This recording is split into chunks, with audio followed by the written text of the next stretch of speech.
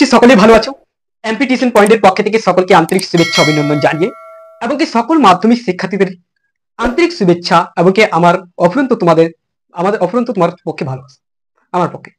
এবং আজকে হচ্ছে কথা, তোমরা থাম্বনেল দেখে অবশ্যই ভিডিওর থাম্বনেল দেখে উপরে পৃষ্ঠা দেখে বুঝে গেছো আজকে আমরা কি বিষয়ে আলোচনা করবো। অর্থাৎ তোমরা শেষ মুহূর্তের জন্য আজকে কিন্তু আমি সাজেশন নিয়ে এসেছি ম্যাথ, যেটা কিন্তু আমি এতটুকু ভরসা দিতে পারবো যে তোমরা এই সাজেশনটা যদি ফলো করো আজকে, তাহলে অবশ্যই তোমরা আমি ভেবে নেবো যে তোমাদের নাম্বার যেগুলো দেখো 25-এর মধ্যে যদি পাস মার্ক হয়, ঠিক আছে, এই 25 নাম্বারের মধ্যে যদি পাস হয়, এবার দেখো 25 তুলতে গেলে অনেক ছাত্র কিন্তু ম্যাথের জন্য অনেক ছেলে ভয় পায়, যেটা কিন্তু সায়েন্স নিতে পারে না। তার জন্য আমি কিন্তু তোমাদের কাছে একদম শেষ মুহূর্তের জন্য সাজেশন, যেগুলো এই 2 দিনে যদি তুমি করতে পারো তাহলে অবশ্যই তোমার নাম্বার ভালো একটা নাম্বার চলে আসবে। এবার ঘরে যদি আমি বলতে পারবো সম্পাদ্য, উপপাদ্য এবং হচ্ছে কি রাশিবিজ্ঞান, ঠিক আছে, এগুলো থেকে আমি যেমন কি সরল সুদ কষা এবং চক্রবৃদ্ধি সুদ, এগুলো থেকে আমি কয়টা অঙ্ক দেবো তোমাদেরকে, সেখান থেকে যদি তোমরা করতে পারো অবশ্যই কিন্তু সেখানে তোমরা অবশ্যই আমার আইডিয়া যতটা 5 10 দেখো উপাদ্য থেকে 5, এটা থেকে 5 10, অ্যাকচুয়ালি দেখো তুমি 4 করে 8, হ্যাঁ অ্যাকচুয়ালি তুমি ধরে নাও 40 থেকে 50 মার্ক পেয়ে যাও, এতটুকু আমি আশা দেখতে পাচ্ছি। তো দেখো কি রয়েছে তোমাদের সাজেশন দেখে নাও।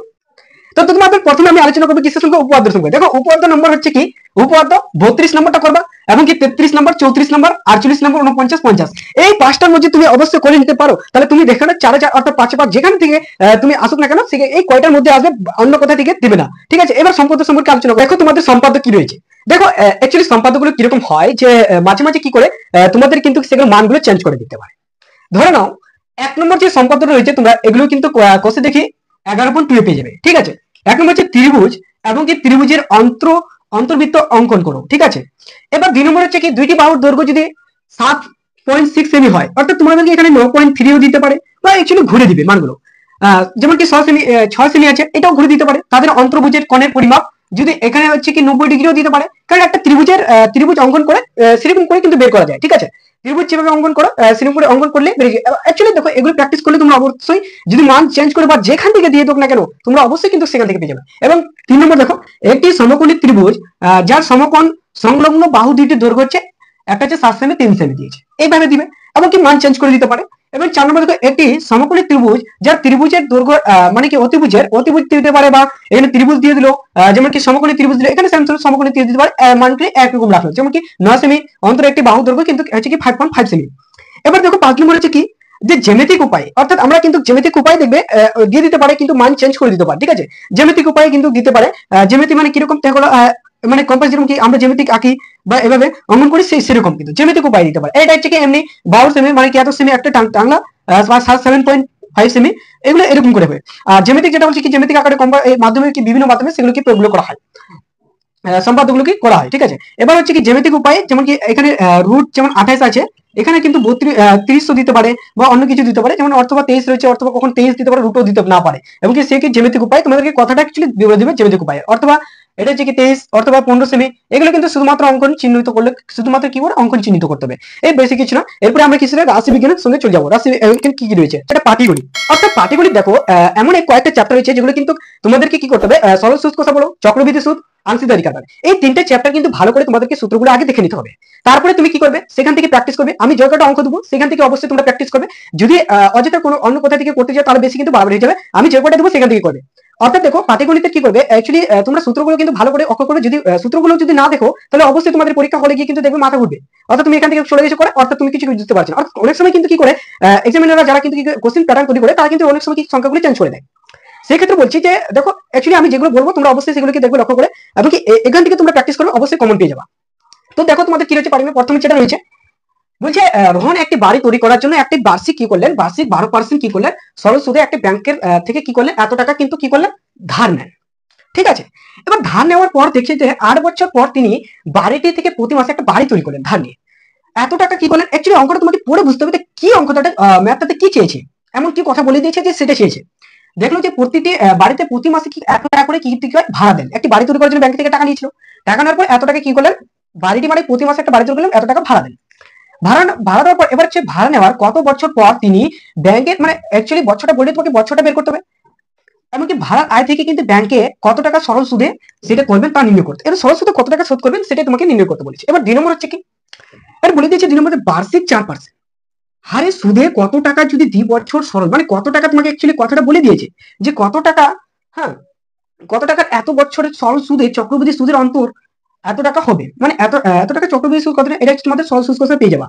এবার 3 নম্বর হচ্ছে কি, একটি যৌথ ব্যবসায়ী কি করলেন, এ একটা 3জন লোক ছিল, এই একজন একটা লোক, একজন কি করলেন এত এত পার্সেন্ট কি করলে এত অংশ, ঠিক আছে 2/3 অংশ আয় করেন পারে অ্যাকচুয়ালি, লাভের অবশিষ্ট অংশ কিন্তু বি থেকে সি কি করলেন নিজেদের মধ্যে এত অনুপাতে ভাগ করে নেন, এত টাকা পায় কিন্তু একজন, ঠিক আছে আয় করে অ্যাকচুয়ালি বি থেকে এত ভাগ করে নেন।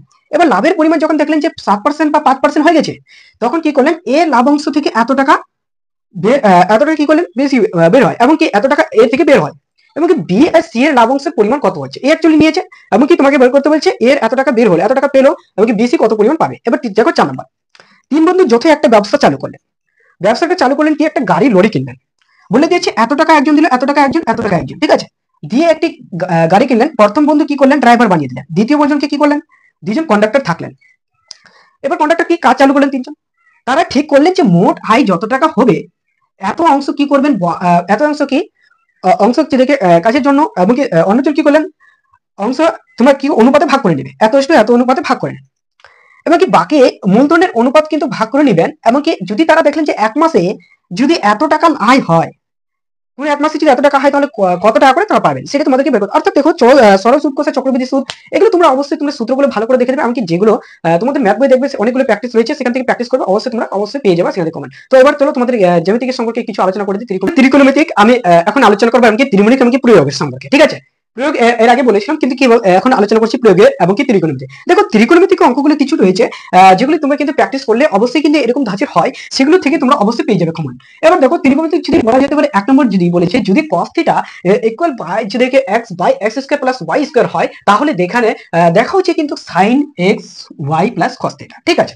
এবার 2 নম্বর হচ্ছে যদি sin কি sin আলফা, ঠিক আছে আলফা বলে তাহলে a square minus b square plus a square plus b square হয়, তাহলে দেখা হচ্ছে cos alpha plus h equal 2ab a square minus b square, ঠিক আছে। এবার 3 নম্বর দেখো যদি sin theta is equal to x হয়, এমনকি cos থিটা y হয়, তাহলে দেখা হচ্ছে sin is equal to sin theta minus cos theta x y by x square plus y square, ঠিক আছে। এবার 4 নম্বর দেখো যদি দেখা হয় x প্লাস y x দেখি x a ইকুয়াল 4x হয়, তাহলে দেখাও যে cosec a এমনকি cot a is equal two a plus 2x square plus a minus 2x square. এবার কি পুরো পড়লে দেখা হচ্ছে প্রয়োগ, দেখো প্রয়োগ নম্বর 12 প্রয়োগ নম্বর 8 তোমাদের অবশ্যই এগুলো বই আছে, তোমরা অবশ্যই দেখে নেবা।